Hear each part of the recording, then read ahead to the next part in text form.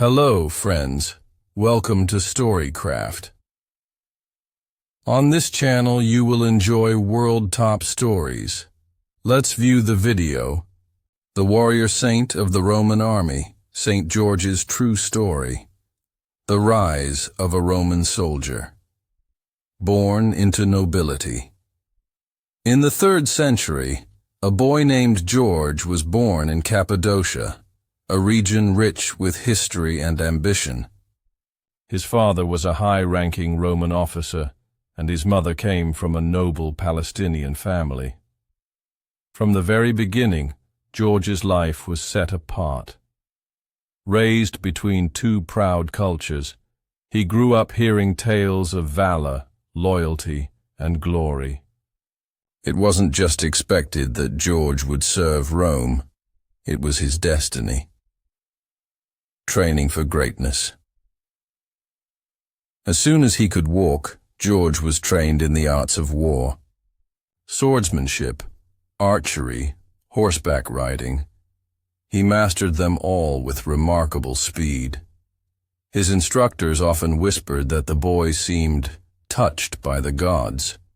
So naturally did he grasp the disciplines of a soldier. By his teenage years, George was a towering figure of strength, blending Cappadocian resilience with Roman precision. He wasn't just another recruit. He was a force Rome itself would soon recognize. Winning honor in the ranks. At a remarkably young age, George joined the Roman army. His rise through the ranks was swift, almost unnatural. Battle after battle, he proved himself a fearless warrior. His sword never faltered, and his courage never wavered. Fellow soldiers admired him. Commanders envied him. Some said George could turn the tide of a losing battle with just his presence. His name began to spread beyond the camps, whispered. In the courts of Rome itself, a star was rising. A favorite of the emperor. Diocletian, the powerful emperor of Rome, took notice of this extraordinary young soldier. George was invited into the imperial guard, the most elite force in the empire. To serve so close to the emperor was the highest honor a soldier could achieve. In the glittering halls of the Roman court, George stood as a symbol of Roman strength and loyalty. Yet beneath the polished armor and formal salutes, a different fire was kindling within him, one that would soon pit him against everything he had sworn to protect. The hidden faith. Unknown to many, George's heart belonged not just to Rome, but to a growing faith that was considered treasonous, Christianity. Secretly, he listened to the forbidden teachings, whispered among slaves and merchants in the shadows of temples. He found a truth there that stirred his soul more deeply than any Roman victory. Though he wore the armor of Caesar, his spirit answered to a higher calling. In a world ruled by gods of conquest and cruelty, George was beginning to see a different path, one that would demand far more courage than any battlefield ever had. Faith against an empire. A dangerous secret.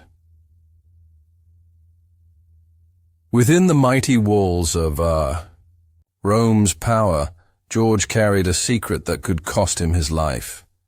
Christianity was not just frowned upon, it was a crime punishable by death. Diocletian, once his patron and protector, had launched a brutal campaign to crush the followers of Christ. Churches were burned, scriptures destroyed, and believers hunted like criminals. George, the emperor's favorite, now lived a double life, his loyalty to Rome overshadowed by his devotion to a forbidden faith. The Emperor's Edict. One fateful day, Diocletian issued an unthinkable decree. Every soldier, every citizen, must sacrifice to the Roman gods or face torture and death. The empire demanded complete obedience, and no exceptions would be tolerated. Across the provinces, fear gripped the hearts of Christians. Even powerful men bowed to save their lives. Within the marble halls of power, the order was clear. Choose Rome or choose death. There was no middle ground. George's choice. Summoned. To a grand council of soldiers and statesmen, George stood in full military splendor. Around him, the empire's elite pledged their loyalty to the old gods, their hands stained with the fear of betrayal. When his turn came, the room fell into a hush. Every eye was on the young commander whose loyalty had never been questioned. Would he bow? Would he burn incense before the idols?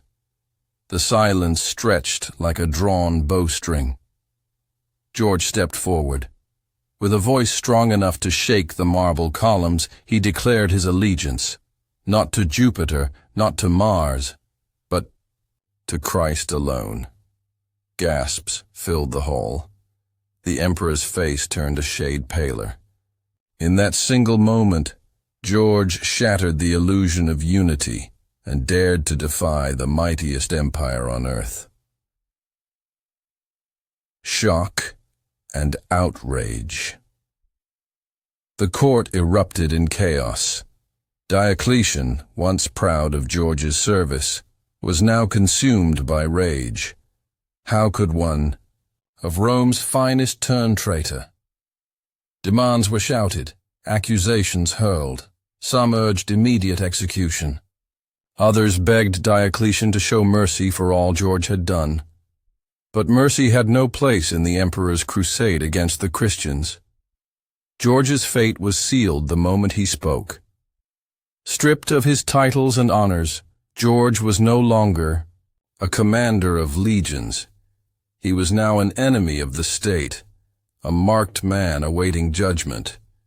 Yet as they tore the golden insignias from his tunic, George's spirit burned brighter than ever. He had lost everything. Yet in his heart, he had gained more than Rome could ever offer. Imprisonment and torture. Dragged to the darkest cells, George faced the full wrath of imperial vengeance. Chains cut into his skin, whips tore through his flesh. Each day brought a new agony designed to break his body and crush his will. Yet George endured it all with a strength that baffled his captors. No threat, no promise, no cruelty could force him to deny his faith. To the guards, it seemed as if an unseen force sustained him. Word began to spread of a soldier who smiled through the lash, who prayed even as he bled. In the shadows of the empire's cruelty, a legend was beginning to take root, a story that no sword could silence and no emperor could erase. The trial of St. George. Summoned before the emperor.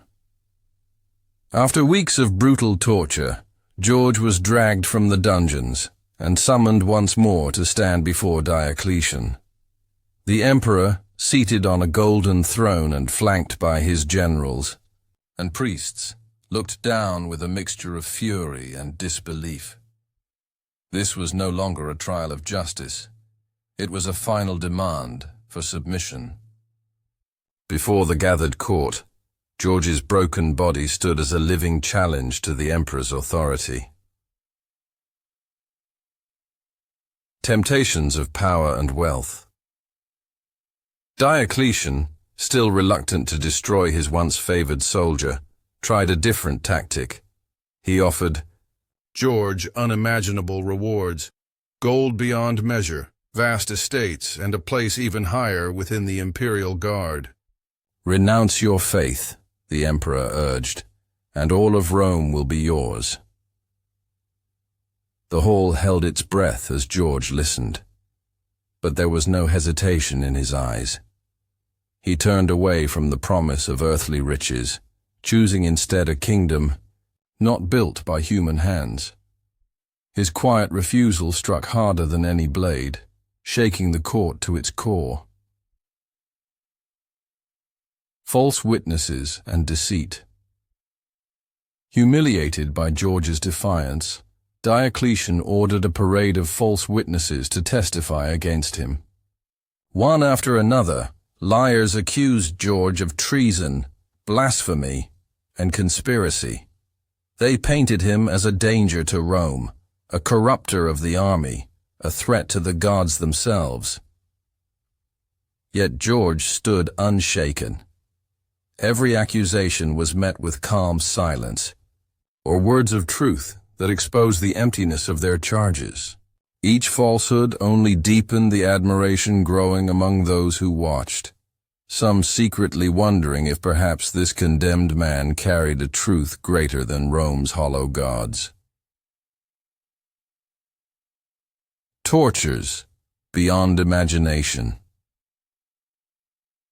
Diocletian, seeing that words and lies had failed, unleashed a final storm of cruelty. George was stretched on a rack until his joints nearly tore apart. His flesh was ripped with iron hooks.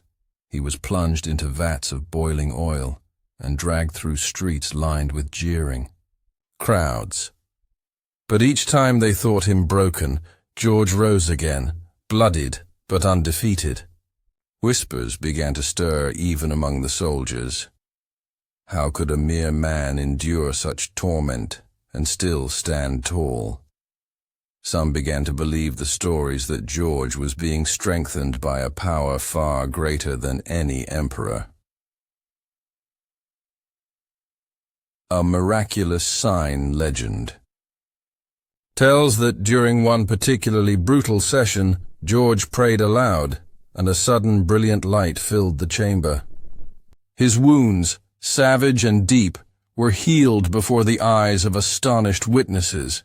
Some fled the hall in terror, others dropped to their knees in awe. Diocletian, furious at this undeniable sign, accused George of sorcery, but it was too late. Even within the emperor's own court, hearts were turning.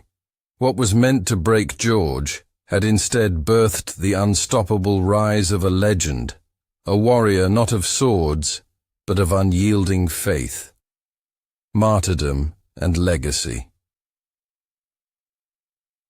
The final sentence as. The days of torture stretched on. Diocletian's fury turned to desperation. The emperor, who had once been so proud of George's valor, could no longer bear the soldier's unyielding spirit. The trials, the physical suffering, and even the miraculous healings had done nothing to break George's resolve. The emperor had no choice. With a cold finality, Diocletian ordered George's execution. It was not enough to simply kill a man of such power. George had to be publicly humiliated, utterly destroyed in front of the very crowds that had once cheered him. The emperor believed that only through such a spectacle could he crush the growing movement of Christians. The place of execution. On a hill outside the city, beneath the shadow of the emperor's palace, a massive crowd gathered. Soldiers, citizens, and the curious alike came to witness the spectacle of George's final downfall. They watched with bated breath as the condemned warrior was dragged forward, his body bruised, battered, and broken from days of torment. The air was thick with anticipation, but George's eyes held a calm that unsettled those who stood around him. This would not be a man's end. This was the beginning of something greater. The moment of truth. With the executioner's axe raised, George's voice rang out above the gathered masses. "You may take my life," he said, his words clear and strong, "but my faith will never die." There was a moment of silence, as if even the heavens themselves paused to witness the resolve of this soldier. The axe fell, but in the instant before it struck, a hush of awe swept through the crowd. Some say that as George's head rolled, from his shoulders a light appeared in the sky, a sign that his soul had been claimed by something far greater than any earthly empire. The aftermath. The news of George's martyrdom spread quickly, but what Diocletian had hoped would be the death of a legend instead became the birth of a movement. Christians who had once worshipped in secret now came forward, emboldened by George's unshakable faith. The emperor's bloodthirsty act of cruelty had only served to fan the flames of revolution. Word of George's martyrdom traveled beyond the empire's borders, reaching distant lands where his name was whispered with reverence. His courage, his unwavering belief in Christ, and his refusal to bow to the gods of Rome inspired countless others to stand firm in their own faith, no matter the cost. A saint is born. Over time, George's story evolved into legend. His image appeared in churches, on banners, and in the hearts of Christians everywhere. He became a symbol not just of bravery, but of something more profound, the triumph of the spirit over tyranny. Soon tales of George's valor grew, and in every retelling, his image took on a divine glow. The warrior saint was no longer just a soldier. He became a protector, a patron saint for those in battle, for the sick, for the oppressed. His life and death would echo through the ages, inspiring kings, knights, and commoners alike. The eternal flame. Centuries passed, but the flame of St. George never dimmed. He became a symbol not only of faith, but of hope in the face of overwhelming odds. His story was told in cathedrals, in villages, in the homes of those who drew strength from his courage. And though the empire that sought to destroy him crumbled, George's legacy endured. The Roman Empire may have fallen, but the warrior saint who stood against it would live forever in the hearts of millions. The legend that shaped centuries, from soldier to saint.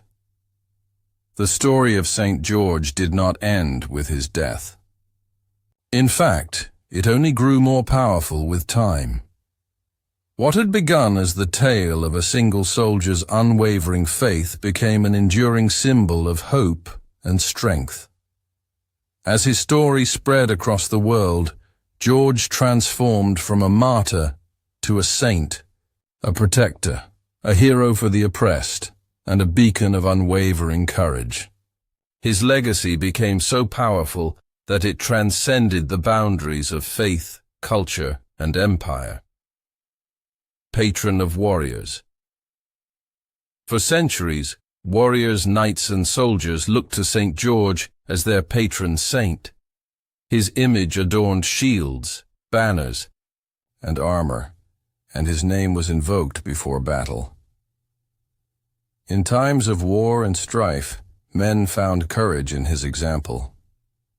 His story reminded them that even the mightiest empire could fall, but faith and resolve were invincible. St. George was no longer just a man. He was a symbol of divine strength in the face of tyranny. Across continents, across ages, St. George's influence reached far beyond Rome. He became the patron saint of England, of Catalonia, of Greece, and countless other nations. His image appeared in churches and cathedrals, his feast days celebrated with fervor. In every corner of the world, his legend continued to inspire generations.